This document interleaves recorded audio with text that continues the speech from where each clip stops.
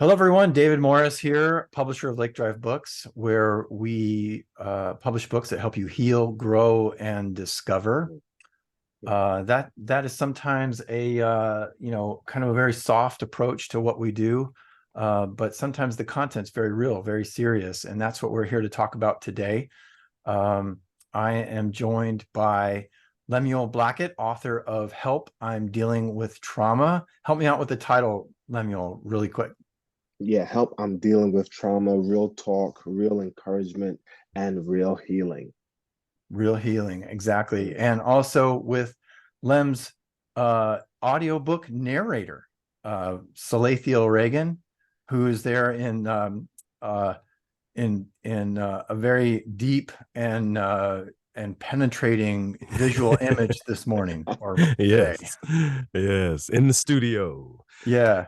Yeah. How are you doing, Salathiel? I'm awesome, man. I'm awesome. I actually got up early, got some vocal warm-ups done, and then started working on this new audio book. So they my talent agent wanted a raw sample of the new studio environment. So I had to kind of give them a quick little snippet of read and some, silence just so they can hear it. And yeah. So Yeah. it's going great. I've got actually a photo shoot later today too for a There you podcast that go. I've been on. Sweet. So that's originally I was on it because it was about it was Men's Mental Health Month.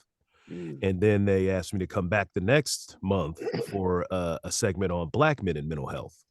Mm. Not Nice. just, from the, coming to therapy perspective, but also being therapists in that sense. Mm.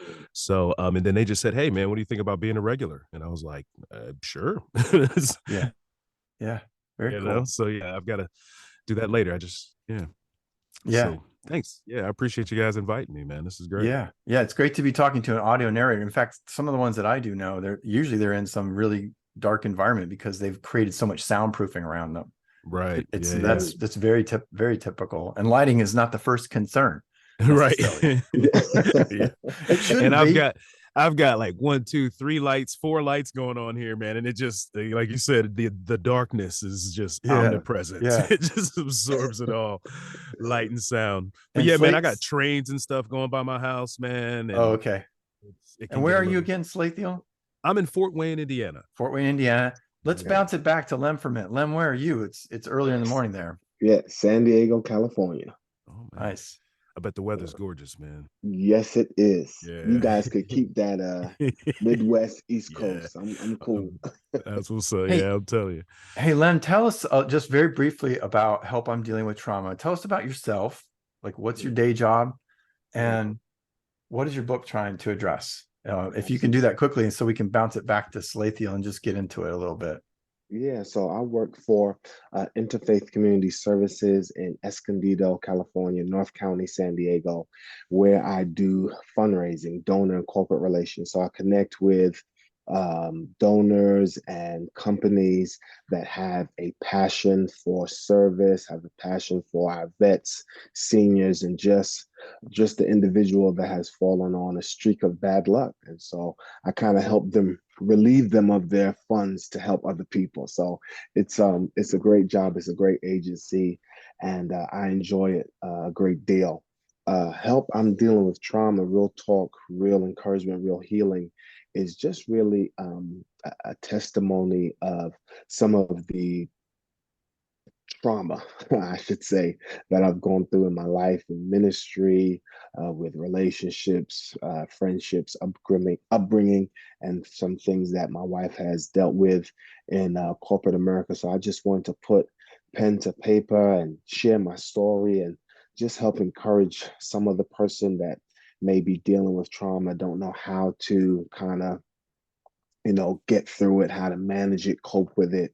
And I hope my story and stories kind of lead that way, be that trailblazer for them. Yeah, I would say too that it's probably your background. It just makes you that much more qualified from a personal perspective to do the day Yeah. job work that you do, because there's got to be a lot of trauma with the populations that you serve. And Oh, even though you're more on the fundraising side, but it's still mhm. you have to know what the mission is about. Absolutely. And a lot of our homeless, it is traumatizing being losing a job, being thrown out of your home, having to live on the street or move into a shelter, and they're dealing with so much, and our vets dealing with PTSD. So many things, so many things. And the fact that you're even in those positions has something to do with the trauma that happens in the first place. Exactly. So Yeah. I'm delighted to be serving in this capacity and having the opportunity to write and share the book with anyone that would want to read it. Now, Salathiel, you aren't just an audio narrator, you're also a therapist, correct? Yes, sir. Yes, sir. So you Yeah. understand something about trauma. And Oh yeah. who are some of the people you talk to in your therapy work? Well, I pretty much, when I started, man, back in I've been working in mental health in some capacity for over 20 years. Started off working with kids with disabilities, kids removed from their families. So again, lots of trauma. And then working with kids that were kicked out of school. And basically we tried to kind of rehab their behavior, get them back into school. And we would do, social skills training and anger management and, things like that. But once again, a lot of kids on medication coming from, messed up home situations. And so yeah, we were dealing with that. And then I became a licensed therapist and started specializing really in, I don't like to call myself a specialist, but I started really focusing on working with trauma back in about 2015. I started training in rapid resolution therapy, RRT, which was a process designed by Dr. John Connolly to assist people dealing with trauma. And it's an amazing story because he's done a lot of work with the Institute for Survivors of Sexual Violence down in Florida. And yeah. So I jumped into that, man, and it was just really cool because a lot of what I say it all the time. As a therapist, 99% of what I see isn't that people are broken and need to be fixed. It's that there's either one of two things: trauma from the past and or relationship issues. And God forbid you've had traumatic relationships. That compounds the issue. But yeah, that's what most of what I see. And sure, you can, if you've had, trauma from the past and messed up relationships in your life, and then you sprinkle in a little genetic depression or anxiety or ADHD, it's gonna get spicy. You're gonna have a rough time, man. So yeah, that's kind of the day job is being a therapist. So yeah, so that's why it was kind of, this whole project kind of drew me. It felt like, I'm where I'm supposed to be. You know what I'm saying? So yeah. What it's been a while since you did the narration. You'll recall that Lem tells a lot of stories Yeah. of growing up, and not just growing up, but also just professional life, even challenging relationships within church structures at times, which are like every other organization, they have challenges. Yeah. What do you recall, like, with the feeling of the book as you were reading it? What kind of came out for you? Even just the feelings attached to it. Yeah. No, it's a lot of familiarity in the sense, when it comes to culture and family and, growing up with church and stuff like that. But, I ain't gonna lie, man, I'll be real with you. There was a couple times I teared up, reading the book, you feel me? And I had to step away from the mic, get it together and be like, hey man, just read the words, man, focus. You know what I'm saying? But it's, it's some powerful stuff, and yeah, one story that really stuck out to me was, a story about, when Lem was a kid and his sister was going through some stuff, and he held the note up to the window saying, someone help, my sister's being abused. And picturing that little kid, 8 years old, it really, and again, working with kids and having young children, it really kind of, it plucked the heartstrings a bit, man. So yeah, real powerful stuff, and stuff I connected with, almost instantly because of, my life and my career and, what I've seen and experienced as well. So yeah. And that's just one. Again, you mentioned the stuff with your wife, man. And again, I've got daughters. I'm married, and I hadn't even thought about, that type of, dealing with trauma at work type things, and discrimination. I mean, of course, I thought about it, but you know what I mean. And the examples you gave was like, it was, eye opening. Really. Yeah, definitely. The piece with my sister, sometimes I rehash that over and over again. And it's gotten better since writing the book. But Yeah. before writing, I was just like, I really wish I could have done something, been Oh, yeah. there. But being so young, it's like, you don't know what to do. But I Right. was so grateful that she was able to get out of that relationship, out of that situation. And so today, I'm grown now, I'm much bigger now. Yeah. If I see that, it's It's number one, it's triggering, and number two, mhm. I'm going to intervene. Right. Call Right. call the police. Like, no, you just can't do this in my presence. Yeah. I can't know about this and just not do anything. Right. Right. And then with my wife, I think what was so doubly offensive is that it was another Black woman Yeah, that was man. criticizing her braids. I'm like, Like, are you really? kidding me? Right. Yeah, What? Yeah. yeah. And Kim was such a a hard worker, but she was such a hard worker with that particular organization. And for her to say that, she was like, "Honey, I've just had enough." I was like, "You Yeah. do what is best for your mental health, and I will support you." For real. Yeah. You got to. Yeah, you got to. Mm. Yeah, powerful stuff, man. I think about again, sometimes we experience things that Mm, are traumatic, but we don't feel traumatized. But it right. kind of Mhm. like changes, kind of how you Hmm. see the world and how you Yeah. interact with things. You know You what I don't mean? Hmm. always know you've experienced trauma until after Right. the fact, or even at all sometimes. Mm-hmm. Yeah, Mm-hmm. that's very true. Because when David sent me the first copies of the book before we even released it, Kim sat right next to me, read the whole book in about 3.5 hours, and she was like, I think I am traumatized by these Yeah, situations, man. because Yeah. I of course got her permission to put it in there. And she's like, Mhm. of course, and make sure the stories were correct. And then when she read it for herself, she's like, oh my God.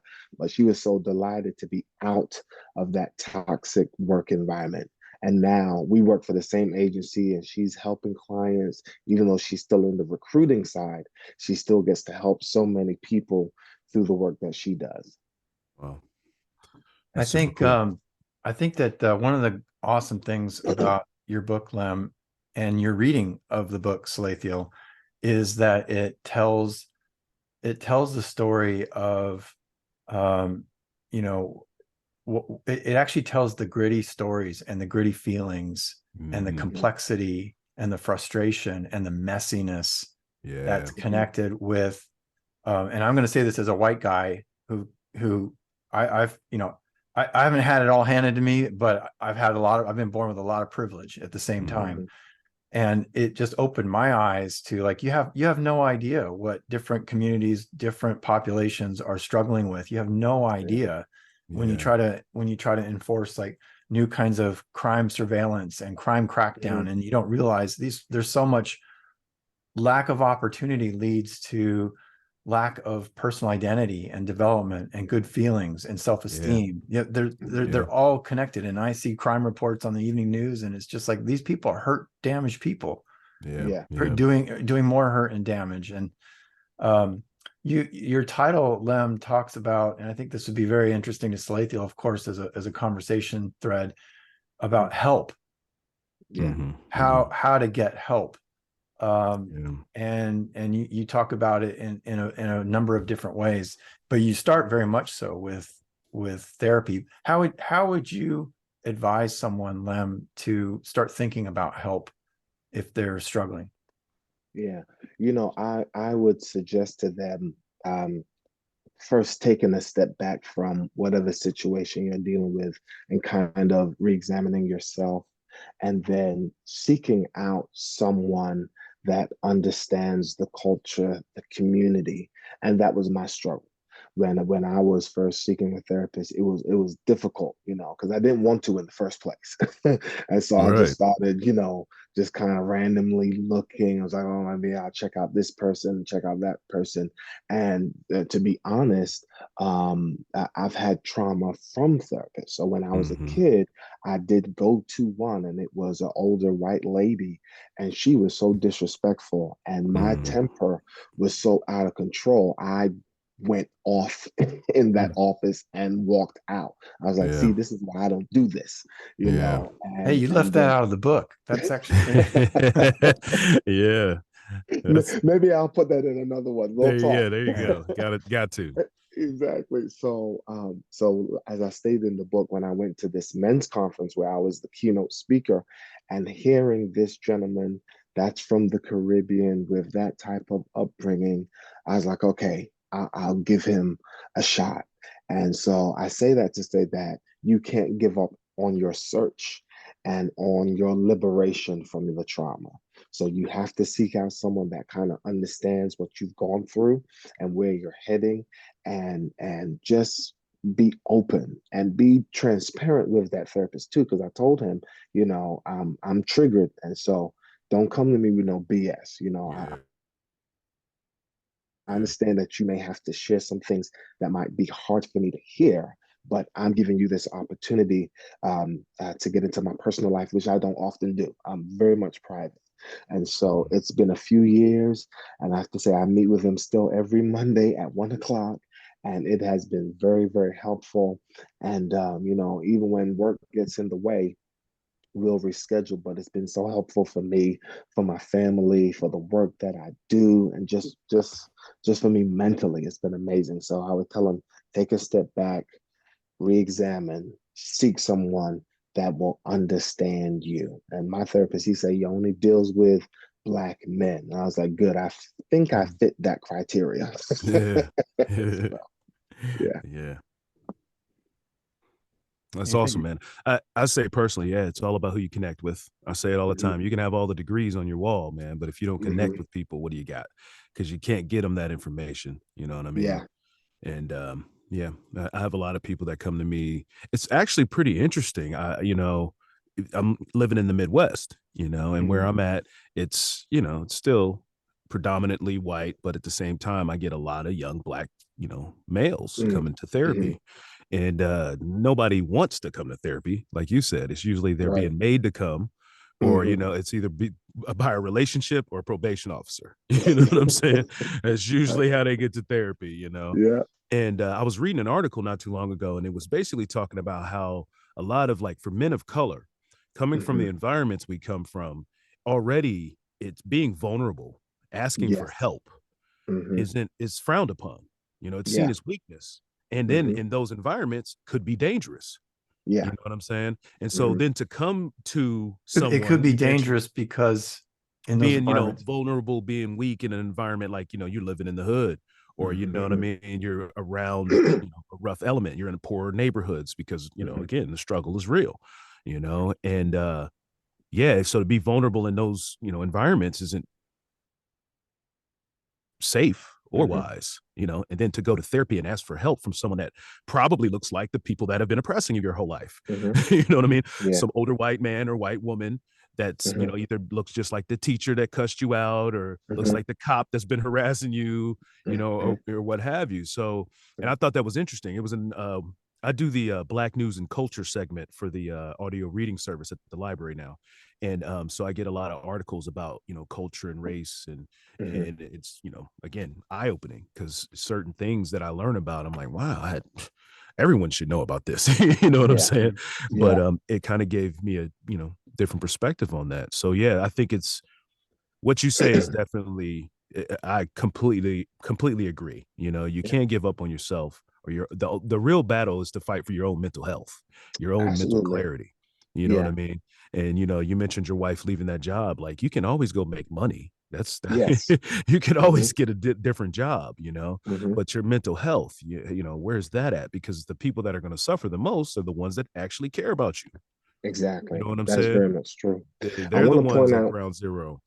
Yeah, yeah, I sorry, want go to ahead. point out that piece you were saying about, seeking a therapist could be, dangerous. And I think too, the fear of people using your vulnerability against you. Oh yeah, yeah. That's also very important because, like I said, when I was a kid, that therapist would share that information. I was like, I don't even think you're supposed to do that. Right.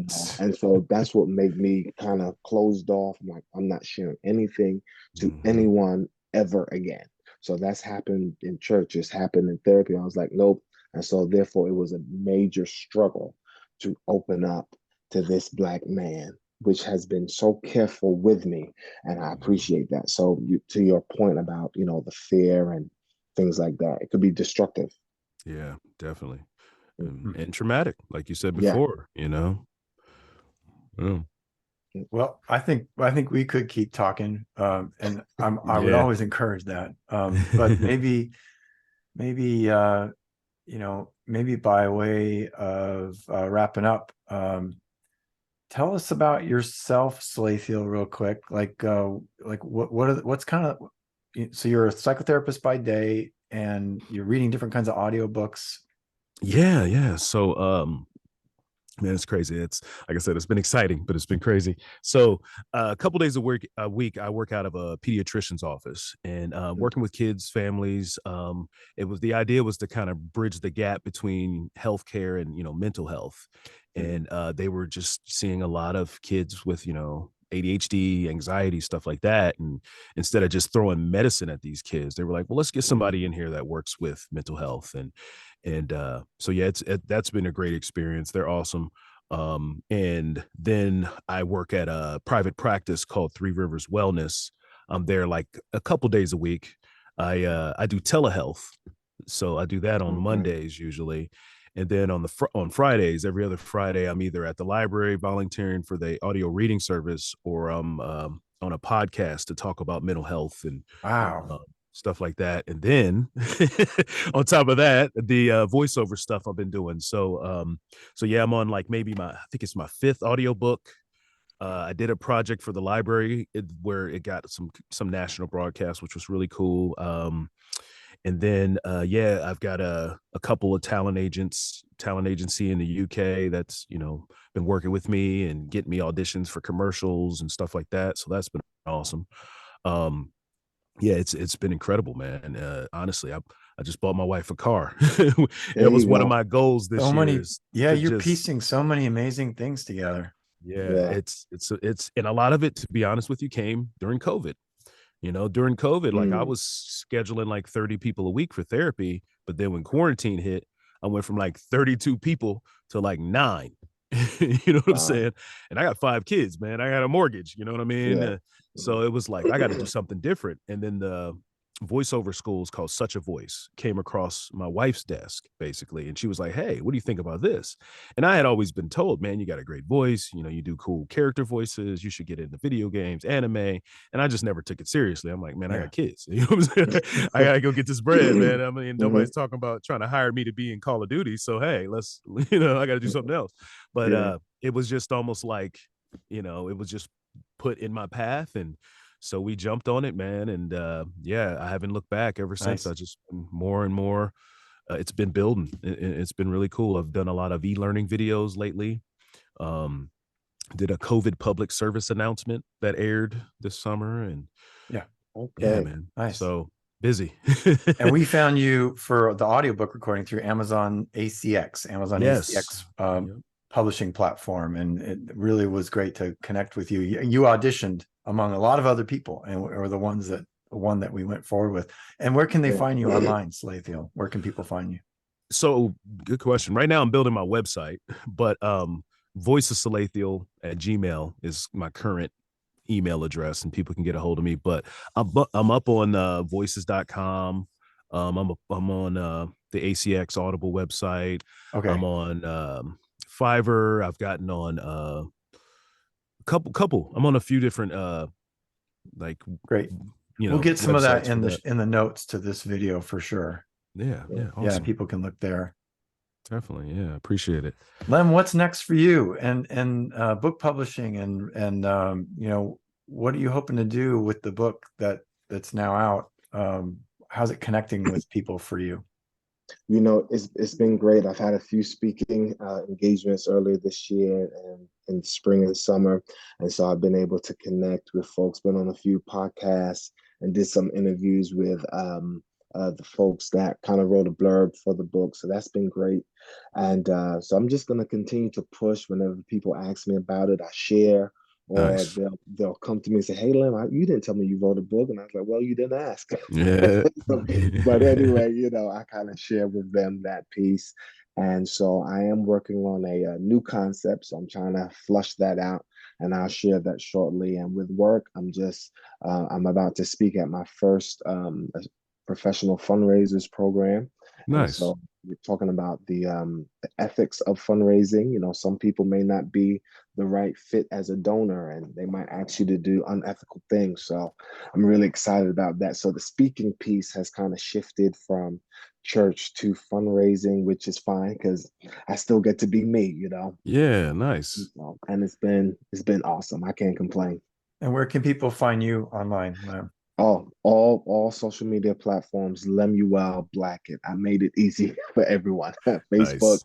LinkedIn, and Instagram. And so my website, I am redesigning that, but social media, Facebook, LinkedIn, IG, Lemuel We'll Blackett. get that in the notes as well. Yeah. Nice. Well, thank you both. It's just really fascinating to get to know both of you better, and as always. And I know you, Lem, pretty well from all of our history together. But it's Yes. just there's still so much that human beings can connect on. And wishing you both the best success. This is an amazing book. It tells a great, gritty story. Help I'm Dealing with Trauma by Lemuel Blackett. Check it out. It's available wherever books are. And if you have watched this video to the end, thank you. Just Yes. like and subscribe. Like and subscribe.